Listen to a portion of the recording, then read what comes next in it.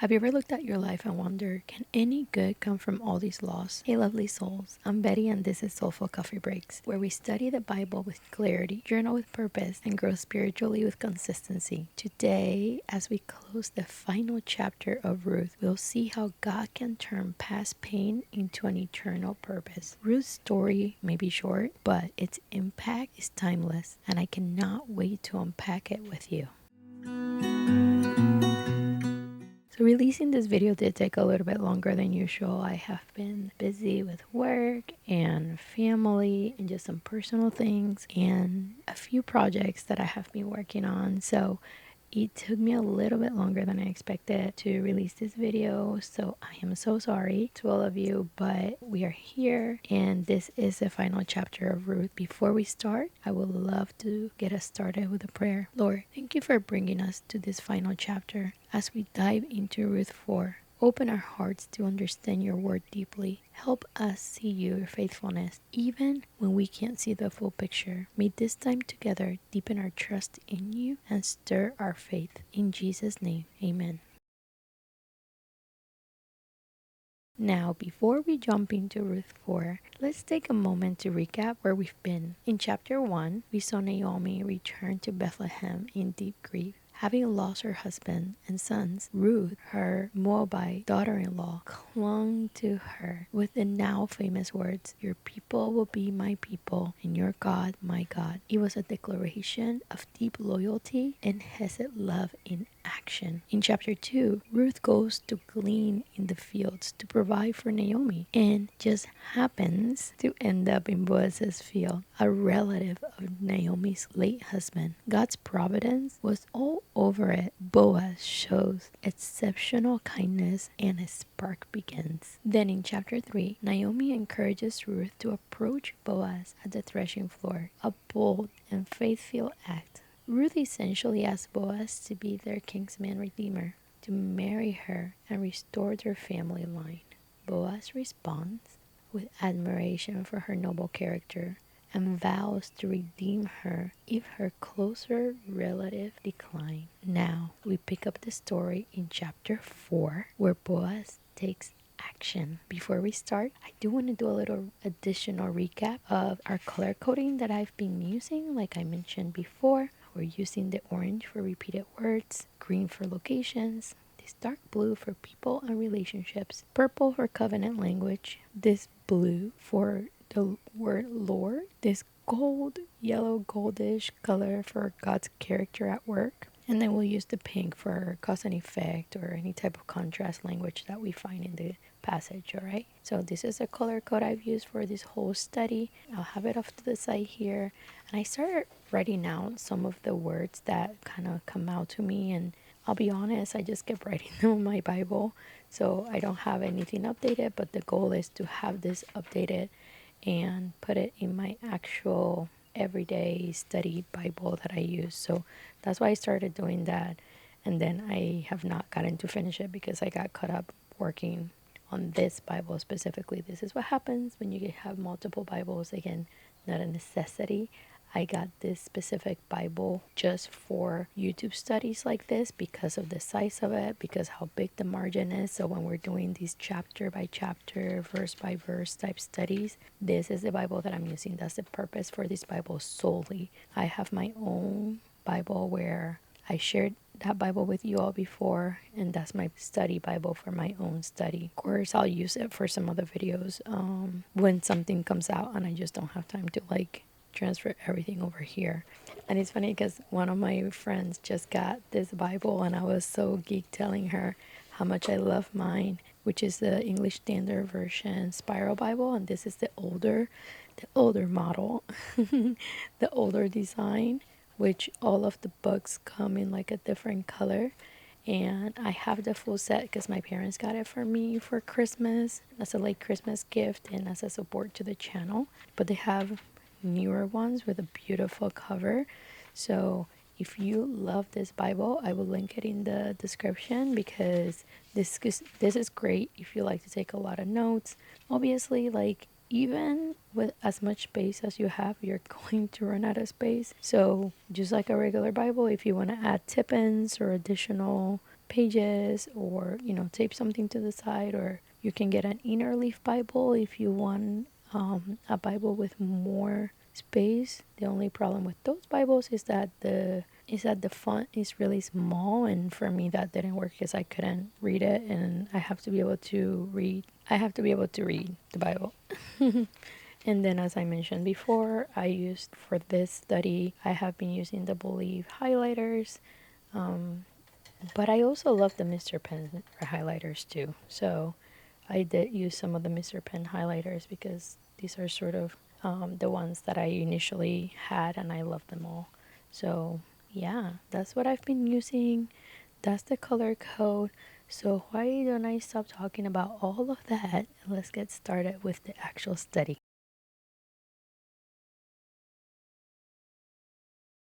Before I get started, let me tell you something. I hope you don't hear these birds outside my house because they are so loud this morning, and I just pray that you don't hear the birds just having a good old time outside. So let's get started, all right?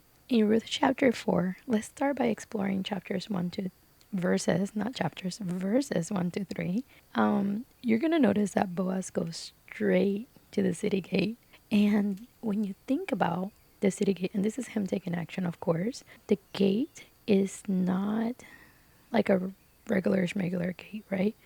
If you know anything about ancient Israel and Bible times and all of that, you're going to know that the gate, or you're going to learn that the gate is sort of like an ancient courtroom of some sort. It's a place where all the business actually is taken care of. Think of it as sort of like a civic center type place, right? He goes there, he sits down and calls over his that closer relative, but then he gathers 10 elders to witness the conversation. What I loved about this is that, and I wrote it to this side, is that Boaz showed a strategic wisdom, because he doesn't go in confronting that man. He goes with like, hey, come here, let's have a conversation. And then he doesn't do it in private. He uses basically the public legal norms that were used at the time. And then Boaz presents the issue of Naomi selling the family land. The 10 men, right, the elders, they sort of play the role of like a jury, right? They're like those witnesses. So they're going to be able to see what happens and just sort of vouch for Boaz, no matter what the situation is or the decision is, which is something that is great because, well, we'll keep it moving and we'll see why it's great, right? So you have to think about that. This wasn't so much about the land, the property. It's about preserving the family line. Boaz honors both the legal and relational responsibilities that are tied to redemption. That's why he didn't just say, oh, I'll go ahead and, like, sure, Ruth, I'll go ahead and marry you no matter what, right? Because he knew that there were steps that he needed to take to be able to do the things responsibly. Now, the word gate, again, like I mentioned earlier, was a place of legal decision. So you can highlight it, circle it, and just make sure that you remember that that's what that place was. I think that's very important because if you want to teach somebody about this study and they're new to the Bible or anything like that, they may not find that as important if they're reading it from the lenses of like modern Western world. So it's important for them to understand that that's why this mattered, because this wasn't just a, hey buddy, let's have a conversation about this. It was like, no, we're actually moving forward with like a legal process in this situation. He had to make sure that nothing was standing in the way of him marrying Ruth. So this needed to happen first based on just the legal norms and the norms of the time. You notice that Boaz had a deep commitment for covenant family structure, which was a dying value. Like that's why this matters. That was a dying value at the time, that covenant to that family structure. And it's something that you notice. Remember, this is still in the time of the judges. So there was a lot that was happening that was sort of breaking down how the norms and the covenants were upheld at the time. And not just covenant with family structure, but also their covenant with God. And if you think about it, Jesus too made our redemption public on a hill, on a cross, with witnesses. So keep in mind that faithfulness is not passive, it takes initiative. I want to ask you today, where might God be calling you to step up? Just like Boaz, he stepped up. Your situation may look different, but where is God asking you to step up in your life today? I want to keep an eye that from verses, like all of this structure down to verse 6, all right? So we went from verse 1 to verse 6. This entire structure hinges on covenant duty to family and land. And it's a lot of it is language that describes the customs of the time. All right. So keep that in mind when we continue to talk about this period, through these verses, okay? So we're gonna go ahead and move to verses 4 and 5. You see that I highlighted the word redeem because it kept coming up, all right? So the word redeem kept being repeated. So in verses 4 and 5, Boaz brings up the land that Naomi is selling to the closer kinsman. The kinsman says, sure, I will redeem it. But then Boaz adds, you also get Ruth, the Moabite widow. And if you noticed, that changed everything. It changed everything because the man, well, let me not get ahead of myself. The man accepted the land. He was all about, yeah, go ahead. I'll take more land. Land back then, it's meant more wealth. The land alone was appealing, but you will notice that we'll get to the part where he rejected Ruth because marrying Ruth meant raising up a child in Elimelech's name, and that came with real responsibility. Remember, all of this, again, you may be like, what are you talking about? All of this it's all historical context to how things were at the time. So this is covenant duty to family and land. So if this gentleman, I'll repeat it again, had a baby with Ruth, that meant that child would be raised up in Elimelech's name. Now, when we talk about the word redeem, and we talked about it before, that word redeem in Hebrew meant it's Gaal. It means more than just a transaction.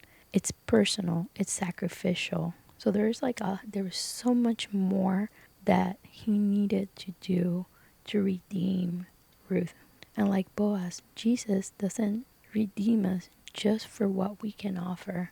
He does it out of love, taking on our full story. And that's the part here where you notice why it's so important to make sure that when we are reading these passages, we go back to how it points us back to Jesus.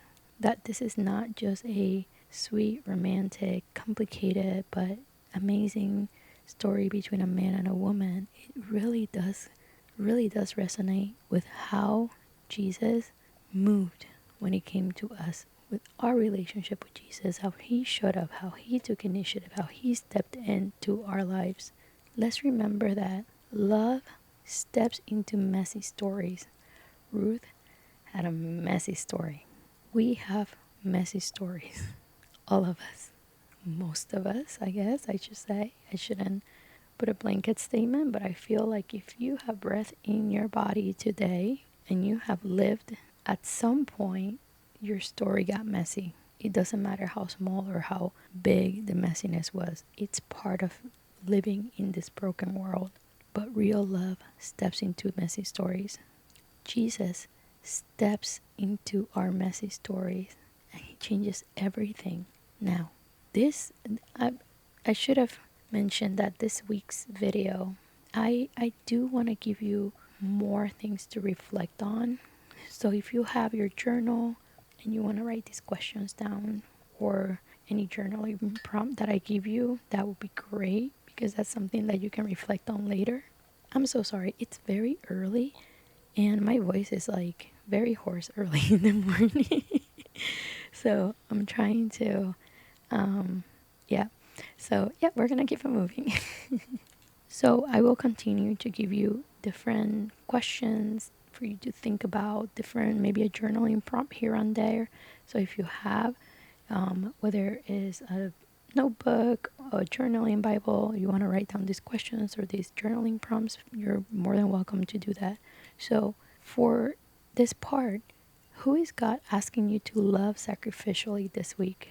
Oh, is it a family member that needs that redeeming love? Is it your husband, your children, a coworker? Is it somebody in your church? Think about who is God asking you to love sacrificially this week?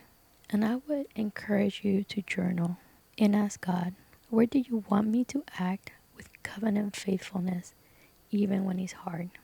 Write that down for yourself. Pray about that because we need to start taking action in our own lives.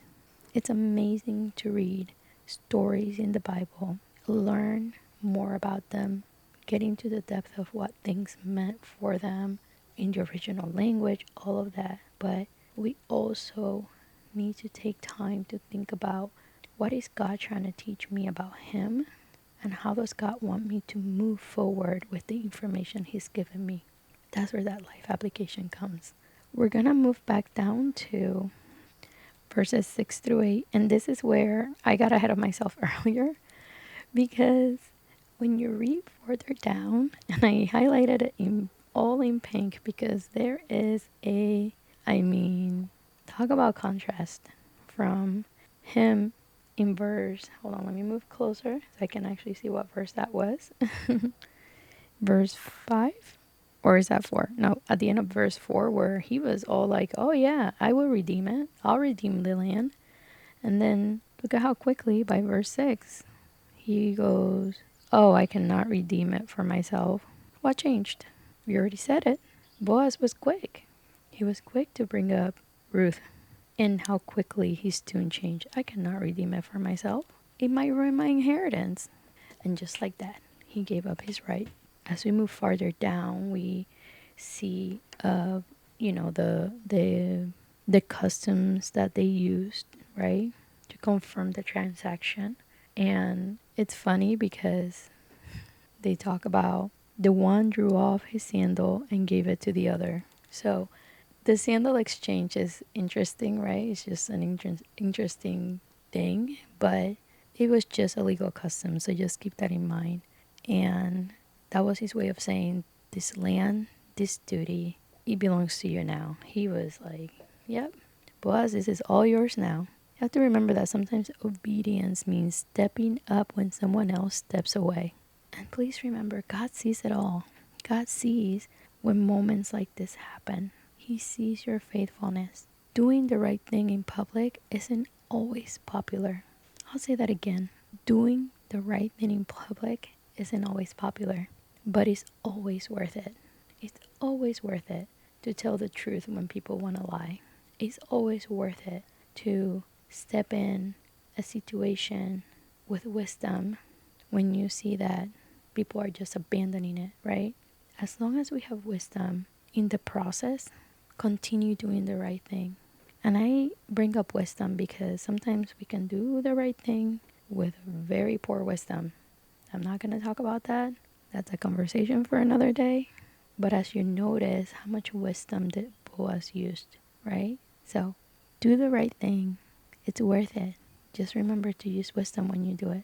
In verses 9 to 10, Boaz makes it official. He told the elders and all the people that he's going to redeem the land and marry Ruth to carry on Elimelech's family name. Please remember that at this time, Boaz is not just doing a legal duty. He's making a public declaration of love and legacy. You notice here that Boaz bows to raise the name of the dead, where what he's doing here, he's preserving the lineage. He's preserving covenant. So, a lot of this is important to see what he's doing. So his declaration emphasizes covenant continuity, preserving Elimelech's name. So that's a lot of what's happening here. And let me take a moment because I didn't look down at this note that I made. And this is a note from earlier. I'm so sorry that I'm bringing it back, but I feel like I just happened to look down and it caught my eye suddenly.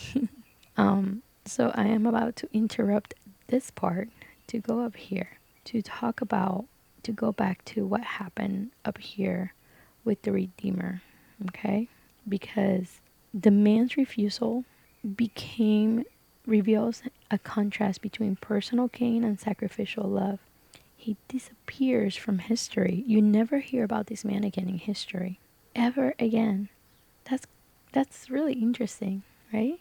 Except like his name is not even on here. He's just known as the family member, the redeemer, that person that was supposed to be the one who redeemed Ruth and Naomi. And we have to remember that many reject the true redeemer for fear of losing their earthly inheritance. That mirrors our spiritual decisions. Sorry, I had to read it because it's very small. What happened with the gentleman mirrors a lot of our spiritual decisions. What decisions are we making? Are we rejecting the true Redeemer? Are we rejecting Jesus for fear of losing the things that are we supposed to inherit? Think about your life choices. And I'm not talking about your money or anything like that. There's so much when it comes to earthly inheritance. It could be influence, it could be whatever that may look like. It could be a boyfriend. Come on. There's a lot of decisions that we make, where we are rejecting Jesus for what we can gain here. And we need to be very mindful of that. And if you are in this situation right now, I pray in the name of Jesus that God redeems your mind and that helps you see that He is better every single time, better than whatever this world can offer us. All right, so that was my commercial break. We're gonna go back down to when Boaz makes this announcement, and there is a word here. We're gonna go to verses 9. Sorry, we're in verses 9 and 10. All right. They don't use that word in this specific translation, but there is a word, and I just realized that I did not write this down. I am so sorry, because maybe this is the word where he says, I have bought to be my wife. Talking about Ruth, that he has bought Ruth to be his wife. That's the word, sorry. So bought in other translations are also the word acquire. And here, all right, let's talk, because that sounds very like machismo, right?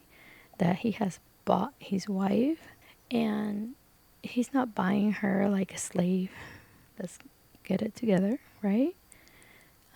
He's not buying her and seeing her like property, okay? The word to acquire, or that word bought, in the specific translation is the Hebrew word kanah, Qanah, if you want to write it down. It means to take under someone's care, to take responsibility for that person, to care for that person. He's saying, I am going to care for this woman, her needs. Not, and I'm not just gonna like redeem her, give her children, and all the other things. I'm gonna take care of her. So when you see the word, this is why doing word studies is so important, because if I would have read this with my 2025 slightly independent woman eyes and I read that he's like, oh, I bought my wife, I may feel a certain kind of way about it. I'm not gonna lie.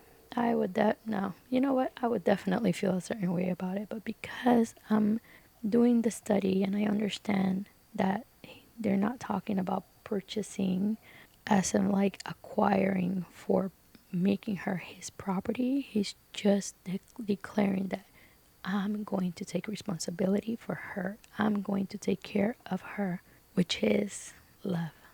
When we marry our partner, our husbands or men marry their wives, we are declaring that we are going to take responsibility to take care of them. And that's beautiful. When Jesus went on the cross, he didn't do it just to save us. He made us his. He made us his own. And that's what this reminds me of as we move down. So in verses 11 and 12, the people bless Boaz and Ruth, and then went furthermore to comparing Ruth to Rachel, Leah, and even Tamar. These were all women through whom God brought forth Israel's tribes. This was an honor statement to a Moabite woman. They were honoring her with that statement. Then mentioning Tamar points to God's ability to redeem even in the messiest family stories, because if you go to Genesis 38, this is where the story is, you will see how messy that story was. And you see through all of this how God continues to redeem. God sees the woman who walks in faith, especially when it's hard. And I want to encourage you that if you are going through a hard season right now, keep clinging to God. Keep clinging to God. He sees you and He honors women that cling to Him when things are hard, that continue to be faithful to Him when things are hard. He honors them. That's exactly what's happening here. Ruth was being publicly honored in the highest regard for the women at the time. Let me just add this. Ruth went from being a childless widow to a matriarch of the kingly line. That's redemption right there. We don't know what God has for us. If she had clung to comfort or, wanting to stay with her family, or if she would have clung to that, I'm not saying she would have had a horrible life, or no, I don't know what her life would have been like, but because she made decisions to follow Naomi and in turn follow God, she went from a childless widow to a matriarch to the kingly line.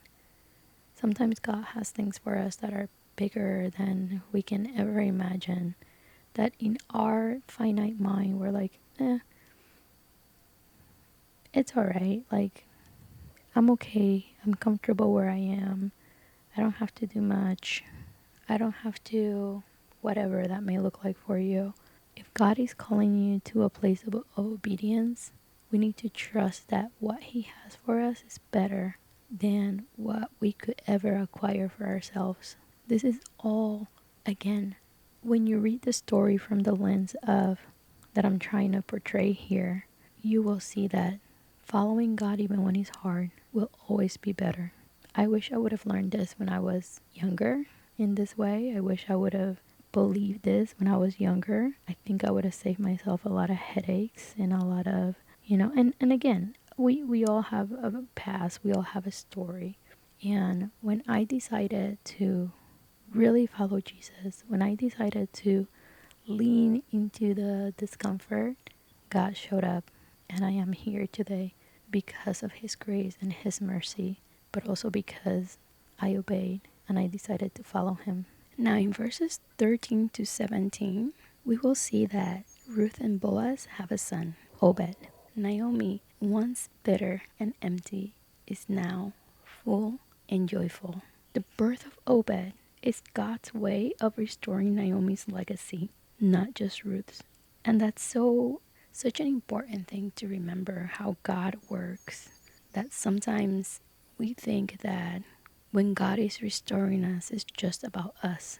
But in reality, when God restores us, somebody else is also reaping the benefit of that. He's also restoring somebody else. He may also be restoring a legacy of somebody in our circle. It could be our children, it could be our spouse, it could be our parents even, or other family members. We don't know. We don't know. We just have to trust.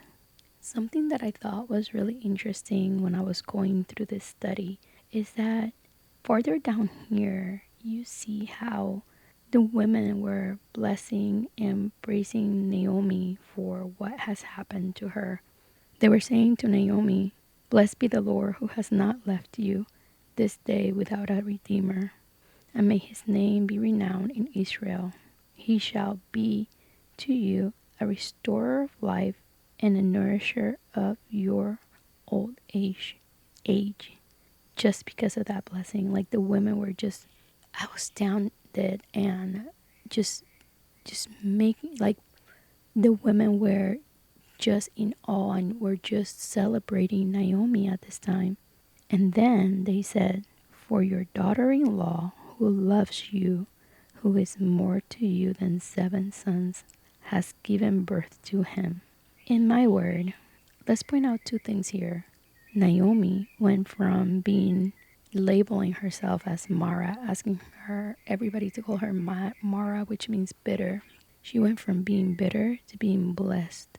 And more than that, a blessed grandmother, because she was able to take care of him and become his nurse, which is symbolic of full restoration. But then, maybe for us, that doesn't mean anything when the women said that Ruth is more to her than 7 sons. We have to remember that in that culture, that is a huge compliment because sons were considered the highest blessing to mothers. So the fact that the women were saying that Ruth was more to her than 7 sons, that's a huge compliment and we can't overlook it because that speaks to Ruth's character. That speaks to her hesed, to Naomi. And yeah, when we look farther up, the women are basically saying like that the son was born to Naomi. But obviously we know it has nothing to do with her giving birth to the child. But again, we're going back down to that full restoration, that symbolic restoration that has come to her household. Naomi has come full circle from despair, from bitterness to blessing and delight. From Obed comes David, and from David, Jesus. Again, God is weaving redemption across generations. God's work doesn't just fix things. We have to remember that His work multiplies joy beyond what was lost. Our daily choices of faithfulness may impact people we'll never meet. Let's be mindful of those choices. Now, I would encourage you to journal, asking the Lord to help you trust that He's writing something bigger with your life.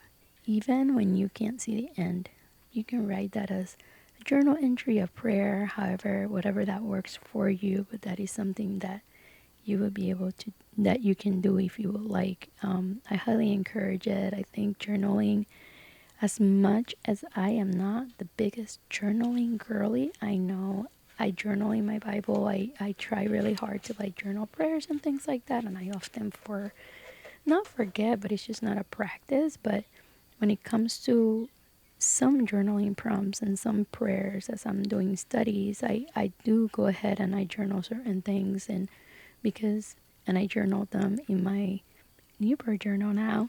We'll talk about that another time.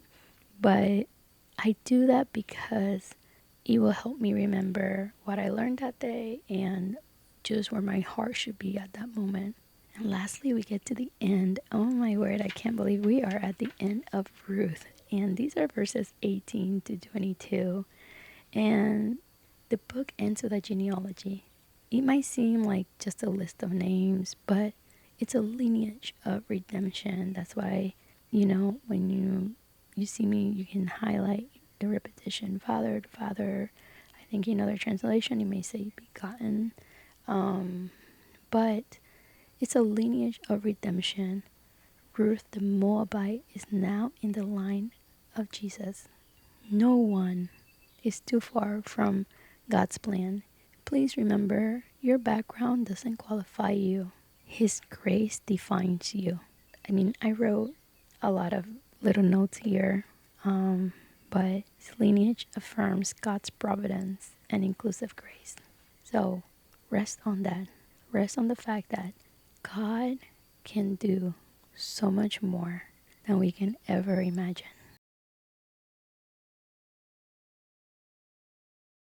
I didn't get a chance to do it, but I think Now, as I'm looking at this, I think I'm going to divide this into four, and I'm going to write the takeaways back here for each one of the chapters. As I'm looking at it, I'm literally telling myself, why didn't I do this before? That would have been a great practice. So I think I'm going to do that and just have the takeaways here. This is the great part about having this type of Bible, just having that extra space. So again, you can do that in a journal, you can do that in a notebook, you can do that, you know, if you have like a different type of journaling Bible, that would be great. But let me tell you the takeaways that I got. I have four takeaways, okay? Number one, redemption requires sacrifice, but it's always worth it. Number two, God values legacy more than we even realize. Number three, your quiet obedience matters. Please remember it echoes into eternity. Number four, no loss. Absolutely no loss is wasted in God's hand. He is always restoring. That is something we have to remember, that no matter what we've been through, nothing is wasted. I can absolutely tell you that with 1,000% certainty, that nothing that happened in my life, no loss, no hurt, no trauma, no abuse, none of it has been wasted. The Lord redeemed me. He restored me. And anything is possible as long as I continue to stay tethered to Him and His Word. As long as I continue to cling to Him and His Word.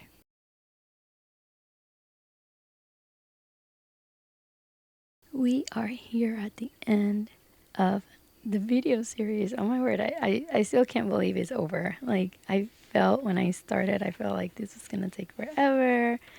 And I have found so much joy studying through the Book of Ruth with a different lens and more intentionally. And I'm so thankful that I get to share it with all of you.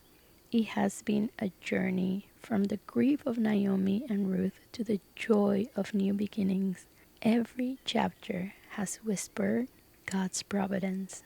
This book may be short, but is packed with rich theology. Themes of redemption, loyal love, divine orchestration, and covenant faithfulness. It teaches us that God sees the overlooked, honors the faithful, and brings beauty from ashes.